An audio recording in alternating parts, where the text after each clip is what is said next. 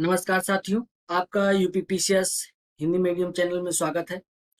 जैसा कि UPPCS pre को ध्यान में रखकर हम लोग सीरीज को देख रहे थे और विगत जो सवाल हैं पिछले 10 सालों के, उनको हल करने का हम लोग प्रयास कर रहे थे और साथ में समझने का प्रयास कर रहे थे कि किस प्रकार से हमारे प्री की तैयारी में ये मददगार होंगे। उसी क्रम में आगे हम लोगों ने लास्ट जो लेक्चर था वो वायुदाब पर पढ़ा था और समझा था वायुदाब कटिबंध क्या होते हैं, हमारे पृथ्वी में कितने प्रकार के उच्च वायुदाब पड़ते हैं। आपको high pressure belt, low pressure belt मैंने आपको बताया था कि अगर इस क्रम से अगर आप थोड़ा सा इसको डिवाइड कर लें तो 0 हो जाएगा, फिर ये 30, फिर ये 60 और ये आपका 90। और इस प्रकार से मैंने बताया था हवा कैसे उठती हैं, फिर नीचे बैठती हैं, फिर कैसे उठती हैं, फिर ये कैसे बैठती हैं और ये आपकी तो 1 2 3 सेल भी मैंने आपको बताई थी। तो ये सब हम लोगों ने चर्चा की थी लास्ट टॉपिक में। वो ज्यादातर कॉन्सेप्ट बेस्ड था, हालांकि उस टाइप से सवाल नहीं आते हैं, लेकिन आप जब आप सवालों को हल करेंगे तो कहीं ना कहीं इससे हेल्प मिलेगी। तो आज आगे बढ़ते हैं। जो इम्पोर्टेंट ज्यादा है, पवने हमको जानना है कि पछुआ पवने क्या होती हैं, आपकी व्यापारिक पवने क्या होती हैं, फिर स्थानीय पवनों के बारे में भी थोड़ा थोड़ा जानेंगे। वो नेक्स्ट लेक्चर पे जानेंगे, क्योंकि लेक्चर नहीं तो बड़े हो जाता है तो फिर उस पर ठीक नहीं रहता है। तो पहला है ये प्लेनेटरी वेव्स, विंड्स, इनको बोलते हैं आप जैसे स्थायी पवनें जो होती हैं, इसको स्थायी पवनें बोलते हैं। स्थायी पवनें क्यों बोलते हैं स्थायी पवनें? इसका कारण ये है कि ये लगभग वर्ष भर एक स्थायी दिशा में चलती हैं, इनका क्रम निर्धारित होता है, इसलिए इनको स्थायी वेव्स बोलते हैं। इसको भूमंडलीय पवनें बोलते हैं, ठीक है ना, भूमंडलीय पवनें। तो आप कंफ्यूज मत होइएगा, इंग्लिश में लेकर प्लेनेटरी वेव्स ही विंड्स लिख कर ही आएगा, तो ये आपको कंफ्यूजन नहीं होना है। तो ये क्या होती हैं? ये होती है स्थायी या प्रचलित पवनें, जो पवनें पूरे वर्ष महाद्वीपों या महासागरों के विशाल क्षेत्र में एक विशेष दिशा में चलती हैं। जैसे आपको पछुआ पवनें मैंने बताई थी, वो इस तरीके से चलती हैं, व्यापारिक पवनें ये ऐसे चलती हैं, ठीक है ना। तो ये देखिए, ये है चित्र, इस पर आप समझिए। ये आपको 30 की बेल्ट है, ये 60 की बेल्ट है, ये है उच्च वायुदाब हाई प्रेशर बेल्ट, ये लो प्रेशर बेल्ट, और ये है low pressure belt, high pressure belt, low and high, high, ठीक है। तो इस प्रकार से हमने समझा था। ये आपकी 3 लोअर प्रेशर हैं और आपके और ये आपके जो हैं 4 ये हाई प्रेशर बेल्ट है। यहाँ पर जैसे ये देखिए, ये पवने देखिए, ये इधर से उठकर आ रही है हाई प्रेशर बेल्ट से, ये देखिए ये इस क्रम में आ रही है, ये सब व्यापारिक पवने कहलाती हैं। ये उत्तरी दिशा में, उत्तरी गोलार्ध में क्लॉकवाइज होती है, इस तरीके से घूमती है। इसको आपको इसी तरीके से बनाना है। और ये पछुआ पवने, ये देखिए, ये लगभग 30 डिग्री 35 डिग्री के आसपास से लेकर 60 डिग्री तक चलती हैं। यहाँ 60 डिग्री पर ऊपर से पवने आती हैं, ये देखिए ये आ रही हैं। तो ये इस वाले गोलार्ध में आप देखेंगे तो ये उत्तरी दिशा में होती हैं, मतलब क्लॉकवाइज डायरेक्शन में घूमती हैं, दक्षिणावर्त हिंदी में बोलते हैं। और ये जो है, ये आपके वामाव्रत, ये आपके, ये देखिए ये इस तरीके से चल रही है ना, ये देखिए, ये देखिए और ये देखिए, ये सब जो है आपकी पवनें जो है एंटी क्लॉक चल रही है। ये देखिए, पहली व्यापारिक पवनी इधर से ऐसे चल रही है, पछुआ पवनी यूं चल रही है, और आपकी इधर से जो आने वाली ध्रुवी पूर्वी पवनी ये भी आपकी चल रही है। तो इस प्रकार से मैप से हम लोगों ने समझ लिया कि ये पवनी किस प्रकार से क्रम अपना रखती है। बस थोड़ा सा पता होना चाहिए कि क्या है। लेकिन जब चक्रवात आ जाता है तो चक्रवात की दिशा थोड़ा सा बदल जाती है। चक्रवात जो है, चक्रवात इस तरीके से चलता है। तो अगर ये पवने इस तरीके से चल रही हैं तो चक्रवात हमेशा इस तरीके से ऐसे एंटी क्लॉक चलता है। चक्रवात उत्तरी गोलार्ध में एंटी क्लॉक चलता है, दक्षिणी गोलार्ध में क्लॉक चलता है। चक्रवात का आपको याद रखना है। बकाया सामान्यतः कोरियालिस बल के कारण सब उत्तरी दिशा में चलते हैं इस वाले पोर्शन में, और इधर पे चलते हैं दक्षिणी दिशा में। आगे चलते हैं, जरा वेव्स के बारे में पढ़ लेते हैं। व्यापारिक पवनें होती क्या है? ये 30 डिग्री नॉर्थ से लेकर 30 डिग्री साउथ तक पाई जाती है, ये वाला पोर्शन। ये 30 डिग्री नॉर्थ से लेकर 30 डिग्री साउथ तक। ये देखिए उत्तरी पवनें हैं, उत्तरी पूर्वी ट्रेड विंड्स, और ये है दक्षिणी, ठीक है। व्यापारिक पवनें उत्तर दिशा की, ये है दक्षिण दिशा वाली, दक्षिणी गोलार्ध की, ये उत्तरी गोलार्ध की। इसी प्रकार से यहाँ पर देखें निम्न दबाव पेटी की ओर ये बहती हैं। और यहाँ पर अगर आप थोड़ा सा और पढ़ना चाहेंगे तो देखेंगे ये उत्तरी गोलार्ध से उत्तर में दक्षिण की ओर, दक्षिण गोलार्ध में दक्षिण से उत्तर की ओर बहती हैं।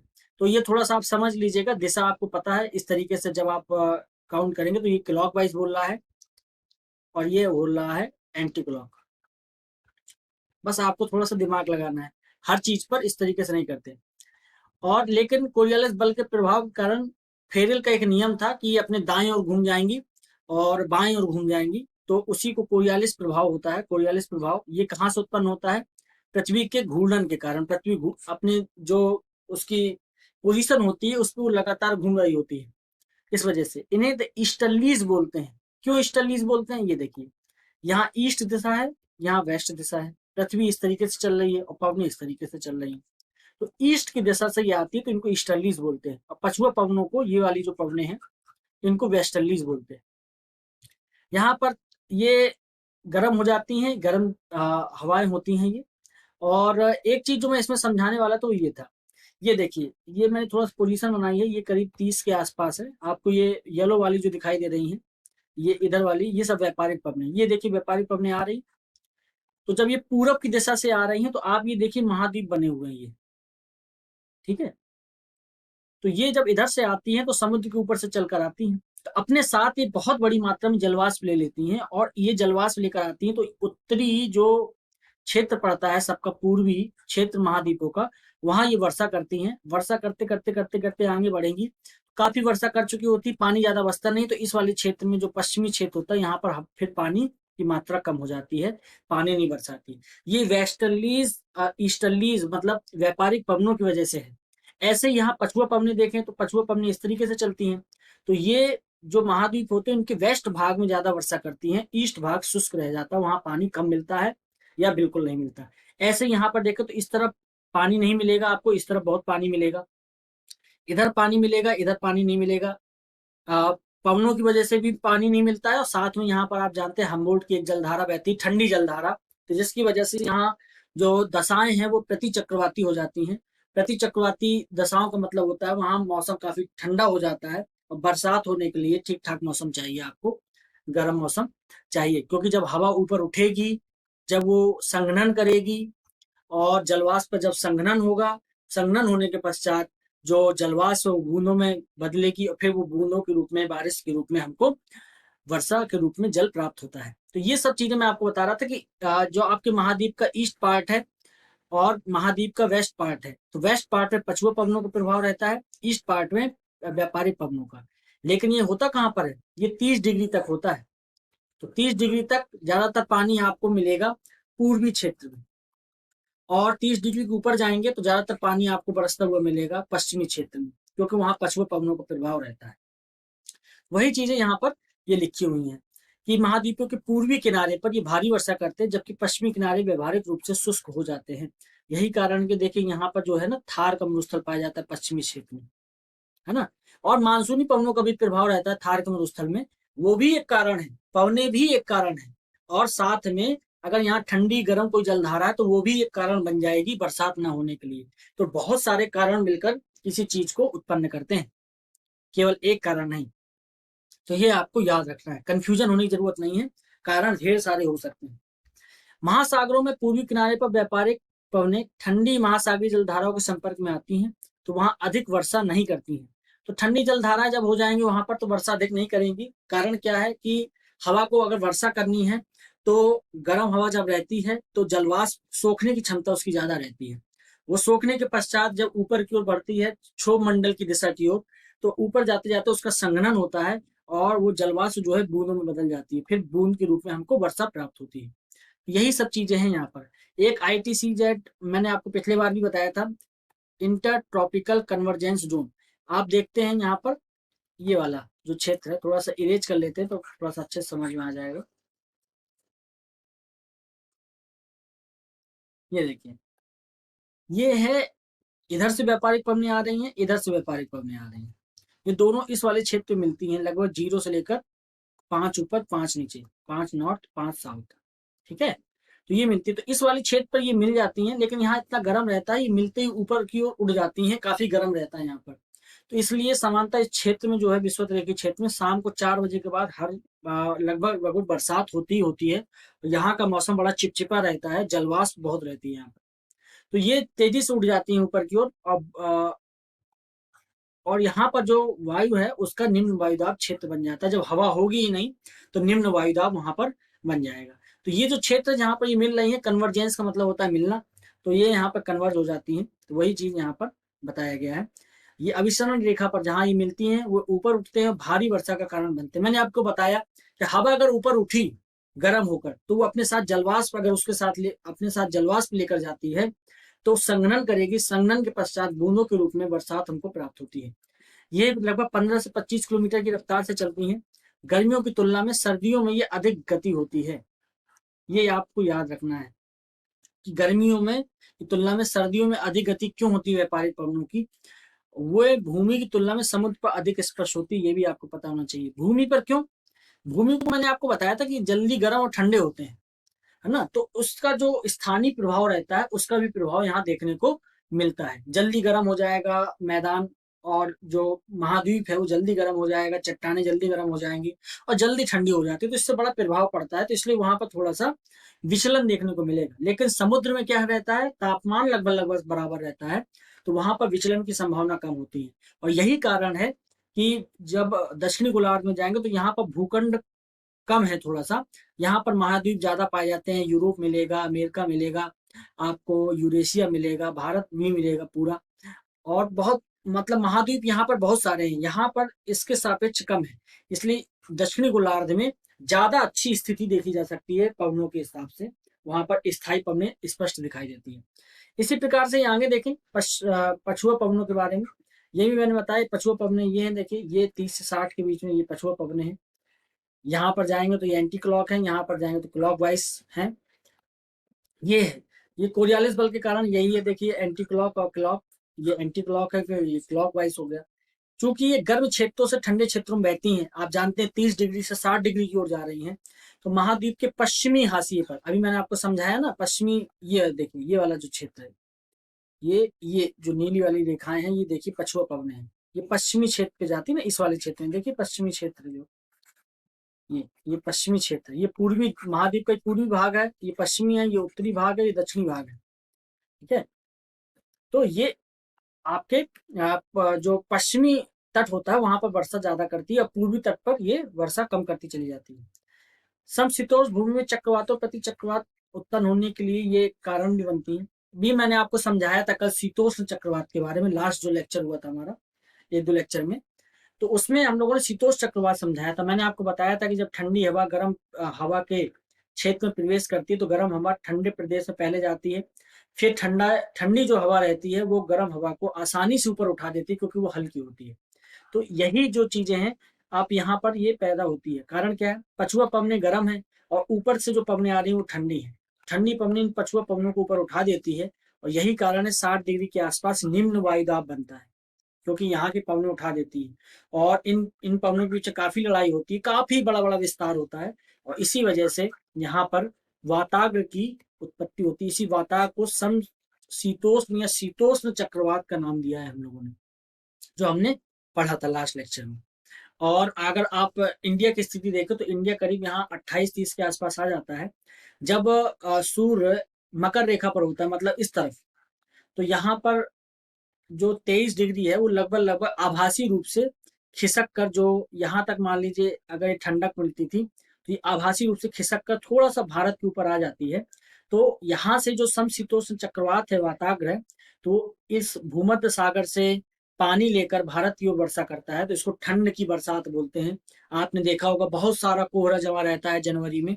अब तो खैर थोड़ा सा मौसम बदल गया है तो इतना नहीं देखने को मिलता है, लेकिन आप देखेंगे नवंबर दिसंबर में पहले हाफ स्वेटर पहनते थे, फिर एक फुल पहनते थे, फिर हाफ फुल, फिर उसके ऊपर जैकेट। अब हालांकि एक जैकेट में ही काम चल जाता है। तो जनवरी में खूब आपने देखा होगा बादल चढ़े रहते थे, वो बादल इसी हिसाब से रहते थे क्योंकि ये वाताग्र आता है यहाँ पर और ये चक्रवात की वजह से बादल यहाँ पर रहते हैं, बरसात होती है। और वो गेहूं की फसल के लिए बड़ी इंपॉर्टेंट रहती है। अगर ये नहीं होगा तो गेहूं की फसल बड़ी खराब हो जाती है, दाने छोटे छोटे उसमें होते हैं। उत्तरी गोलार्ध में विशाल भूमि है, अनियमित राहत की उपस्थिति के कारण ये पश्चिमी प्रवाह अस्पष्ट है। इससे ये जो लाइन लिखी हुई है, आप इसको इस तरीके से समझिए। जो उत्तरी गोलार्ध है वहां पर भूमि बहुत है, भूमि अचानक गर्म होती ठंडी होती, तो वहां पर जो पछुआ पवने हैं उन पर भी प्रभाव पड़ता, तो बड़ा स्पष्ट नहीं देखा जा सकता। लेकिन दक्षिणी गोलार्ध में भूमि थोड़ा सा कम है, सापेक्ष रूप से प्रभाव कम पड़ता है, इसलिए पछुआ पवने बड़ी अच्छी तरीके से आपको बहती हुई दिखाई देंगी। ये देखिए कई बार मुड़ी है ना यहाँ पर, लेकिन यहाँ पर देखिए एक बहाव में बहती चली जा रही है, स्पष्ट बहाव है, क्योंकि यहाँ पे भूमखंड जो है बहुत कम है। पछुआ पवन के प्रभाव अब आगे थोड़ा सा देख लो, ये बड़ा इंपॉर्टेंट लाइन है, ठीक है ना। आप देखेंगे पृथ्वी के लगभग 40 डिग्री के आसपास ये पछुआ पवनें जब बहती हैं दक्षिणी गोलार्ध में, तो वहां पे बड़ी तेजी से आवाज करती हैं, मेघ गर्जन करती हैं, तो इसको हम चीखता चालीसा, पचासा, साठा इस टाइप से नाम दे देते हैं, तो इनकी ध्वनि के अनुसार, तो यही नाम है रोरिंग फोर्टीज, गर्जन चालीसा। 40 का मतलब होता है 40 डिग्री के आसपास, उग्र अर्ध शतक मतलब 50, मतलब 50 डिग्री के आसपास, चीखने वाला साठा मतलब 60 डिग्री के आसपास। ये बड़ी चीखती हुई, बरसात करते हुए, काफी तेजी से आवाज करते हुए जाती हैं, और ये काफी डरावनी होती हैं। अगर नाविक को पता है कि तूफान का काम भी बन कर सकती हैं ये, और मौसम खराब कर सकती हैं, तो बड़ा काफी चेतावनी भरा यहाँ का ये माहौल हो जाता है 40, 50, 60। तो ये क्वेश्चन ज्यादातर इस लाइन से पूछा जाता है। आगे देखते हैं। पश्चिमी पवनों की ध्रुवीय सीमा अत्यधिक उतार चढ़ाव वाली रहती है, यहाँ मौसमी और अल्पकालिक उतार चढ़ाव है। अब देखिए उतार चढ़ाव ये होता रहता है, कारण क्या है कि जो सूर्य है वो एक जगह तो सीधा चमकता नहीं है, ठीक है, वो शिफ्ट होता रहता है। तो शिफ्ट होने की वजह से ये एक सामान्य स्थिति जो मैंने अभी आपको समझाई।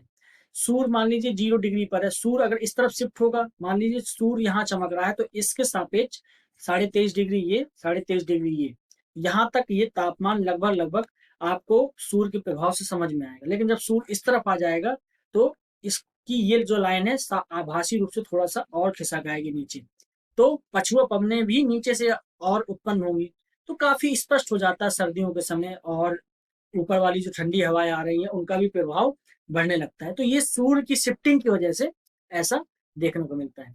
अब लास्ट जो पवन है वो देख लेते हैं, पोलर विंड्स, इसको ध्रुवीय पवन बोलते हैं। ये उच्च अक्षांश से आती है 90 डिग्री से, और बहती हुई आती है। इनका जो सामना होता है 60 डिग्री के आसपास पछुआ पवनों से होता है, और वहां पर वाताग्र का ये निर्माण करती है, उसको वाताग्र बोलते हैं।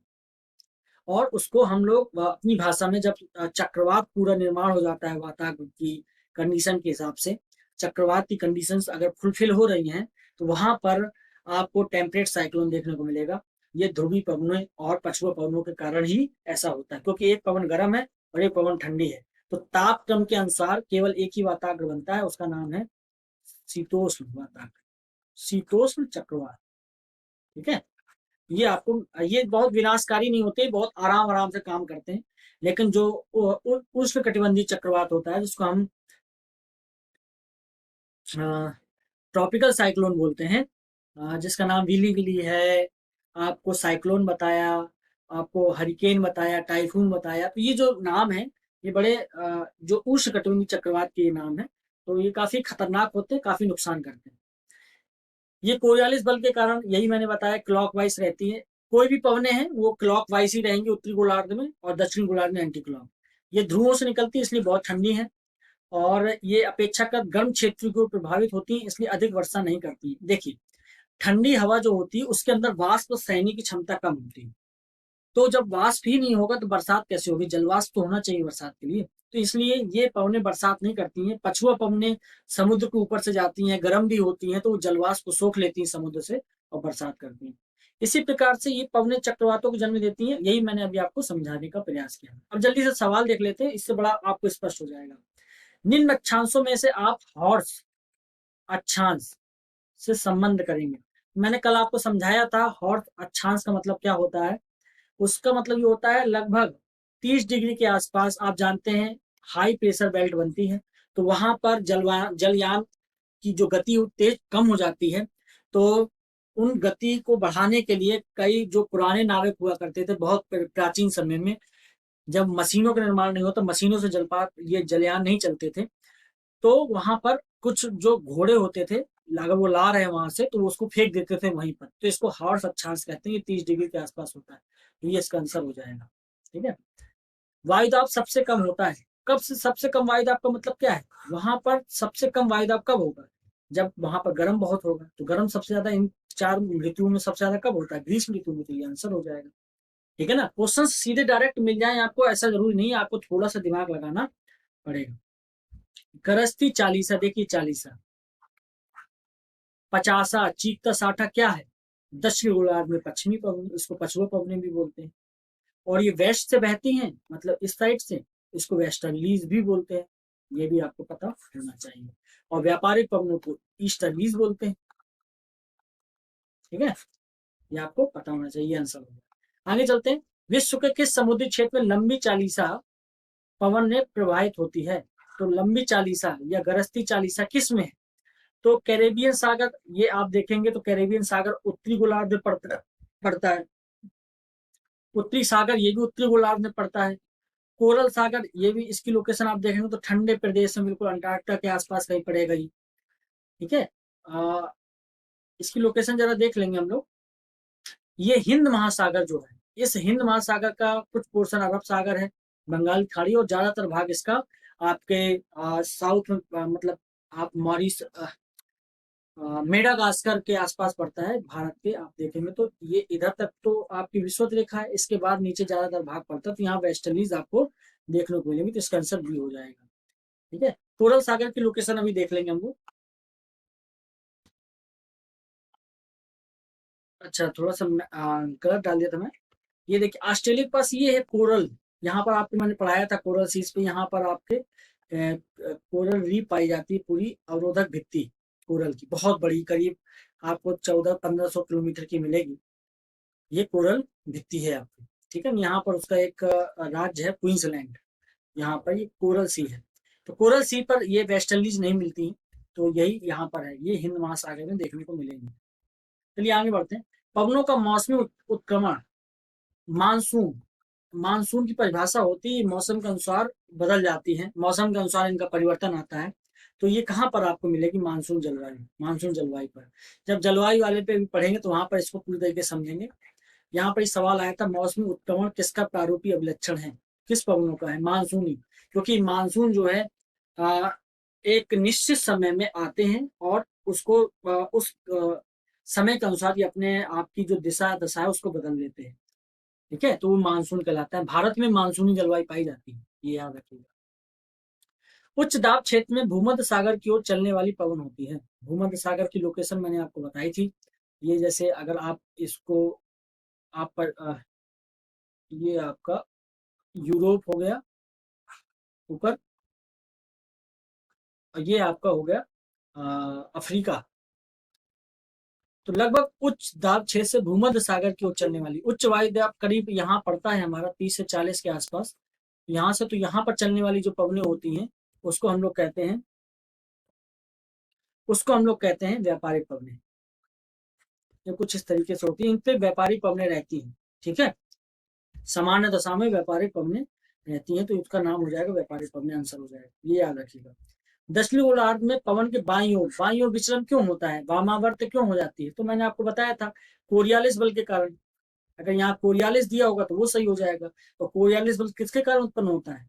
पृथ्वी के घूर्णन के कारण। और यहाँ मान ली दे देता फेरल के नियम, तो वो सही हो जाता। ठीक है ना। कुछ भी दे सकता है, आपको पता तीनों होना चाहिए।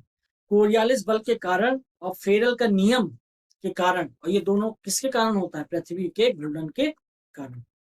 फेरल एक वैज्ञानिक थे जिन्होंने बताया था कि दाईं ओर घूम जाती है, और कोरियालिस बल की बात बताई थी, वो भी एक वैज्ञानिक थे। रोरिंग फोर्टीज, ये एक साथ होना चाहिए। रोरिंग फोर्टीज, दहाड़ता हुआ चालीसा शब्द प्रयुक्त होता है किसके लिए? सशक्त समुद्री हवाएं जो 460 अंश दक्षिणांश के मध्य ये बहती हैं। तो ये 40 डिग्री से लेकर 60 डिग्री के बीच में जो बहती हैं हवाएं, दक्षिण कहाँ पे आपके जो आपके दक्षिणी गोलार्ध में बहती हैं, तो 40-60 के बीच में ये बहती हैं, तो इनको हम कहते हैं रोरिंग फोर्टिस। इनका वैसे नाम क्या होता है? ये पछुआ पवनें ही होती हैं जो बहती हैं। इसके बाद आगे चलते हैं। तूफानी चालीसा के बारे में कथन बताइए। तूफानी चालीसा ये उत्तरी तथा दक्षिणी गोलार्ध में निर्बाध होता है। अब देखिए यहाँ पे बड़ा ध्यान रखना है, मैंने आपको दक्षिणी गोलार्ध में बताया है, उत्तरी गोलार्ध नहीं बताया। दक्षिणी गोलार्ध में ऐसा क्यों हो पाता है? क्योंकि वहां भूखंड कम है, और भूखंड कम होने की वजह से ये स्पष्ट दिखाई देती हैं। तो ये उत्तरी यहाँ लगा हुआ, ये गलत हो जाएगा, एक नहीं होगा, एक वाला ऑप्शन गलत कर दीजिए। आपका 2 और 3 और 4 निकल आएगा। ये बड़ी शक्ति और स्थिरता से बहती हैं। ये समानता दक्षिणी गोलार्ध में उत्तर पश्चिम से पूरब की ओर बहती है, इस तरीके से मैंने आपको बताया था। और मेघाच्छादन, आकाश, वर्षा और खराब मौसम इनके साथ समान तौर पर संबंधित रहते हैं। अब मैंने आपको बताया ना, इसका मतलब ही यही, जब ये चलती हैं तो बिल्कुल चीखती चाकते चलती हैं, खूब बरसात करेंगी, मेघ गर्जन होगा, खूब तूफान टाइप का आएगा, तो ये सब चीजें इसके साथ ही लगी हुई हैं। तो ये बी ऑप्शन आपका हो जाएगा। इसके बाद देखते हैं, उत्तरी गोलार्ध की तुलना में दक्षिणी गोलार्ध में कोरियालिस बल अधिक होता है, पश्चिमी पवन अधिक सशक्त तथा स्थायी होती है, क्यों? दक्षिणी गोलार्ध में भूखंड कम है, एक ही कारण है, भूखंड जो है वो कम है। यही कारण है कि दक्षिणी गोलार्ध में जो महासागरीय जलधारा है वो भी स्पष्ट आपको देखने को मिलेंगी, और आपको पवनें भी स्पष्ट देखने को मिलेंगी, क्योंकि भूखंड जो होता है वो जल्दी गर्म और जल्दी ठंडा होता है, इसके वजह से स्थानीय प्रभाव इन पर देखने को मिल जाता है। उत्तरी गोलार्ध की तुलना में दक्षिणी गोलार्ध में कोरियालिस बल जो है वो अधिक होता है। ऐसा तो कुछ नहीं है, कोरियालिस बल तो घूर्णन के कारण होता है, जितना उधर लगेगा उतना नीचे लगेगा, ठीक है। तो ये जो है आपका एक आंसर यहाँ पर ये हो जाएगा। स्पष्ट होता है, कोरियालिस बल अधिक स्पष्ट होता है, यहाँ पर लाइन होनी चाहिए, ये अधिक नहीं होता है, स्पष्ट होता है। अधिक स्पष्टता से उसको हम दक्षिणी गोलार्ध में देख सकते हैं, उत्तरी गोलार्ध में क्योंकि भूखंड ज्यादा होते हैं तो वहां स्पष्ट नहीं दिखाई देता ये, ठीक है। यहाँ पर देखते हैं, सागरों के ऊपर 30 से 35 उत्तरी और दक्षिणी अक्षांश पर विद्यमान दो कटिबंध में से प्रत्येक हॉर्स अक्षांश कहलाता है। तो कहने का मतलब ये है कि 30-35 के आसपास इधर और 30-35 के आसपास इधर, बिल्कुल सही बात है। यहाँ पर उच्च वायुदाब का क्षेत्र होता है, तो यहाँ पर जो व्यापारी जाते थे पहले, तो वो यहाँ पर घोड़ों को फेंक देते थे, तो ये हॉर्स अक्षांश कहलाता है। हॉर्स, ये इंग्लिश वाला हॉर्स है, इसको हिंदी में घोड़ा बोलते हैं। हॉर्स अक्षांश निम्न दाब कटिबंध है, कितनी बार मैंने बताया, ये हाई प्रेशर है, निम्न नहीं है, हाई प्रेशर है, तो दूसरा आंसर नहीं होगा, ये आंसर यहाँ पर हो जाएगा, और सही बताना है इनको। तो इस प्रकार से हमने लगभग लगभग सारी चीजें यहाँ पर देख ली पवनों संबंधित। इससे से ज्यादा सवाल पछुआ पवनों पर, चालीसा, गरस्ता, साठा, यही सब चीजें आती हैं। और नहीं तो इसके बाद स्थानीय पवनों के बारे में थोड़ा सा देखेंगे, उसमें मैचिंग द वर्ड, मैच कराने के लिए आता है, वो जल्दी से समाप्त हो जाएगा, उससे सवाल बन सकते हैं, उसकी संभावना थोड़ा सा ज्यादा रहती है। ये तो आपके कॉन्सेप्ट बिल्डिंग के लिए था कि कहीं आप फंस जाएं तो ये याद रहे, तो उससे हम चीजों को थोड़ा सा सॉल्व कर लेंगे। ये देखिए, आप केवल 8 या 10 क्वेश्चन ही पूछे गए हैं पिछले 15 सालों में, तो बहुत ज्यादा इंपॉर्टेंट नहीं है, लेकिन फिर भी इसको छोड़ा नहीं जा सकता, समझने के लिए ये पर्याप्त है। तो आप फिर इतना ही रखेंगे, फिर नेक्स्ट लेक्चर में आपसे मुलाकात होगी। नमस्कार।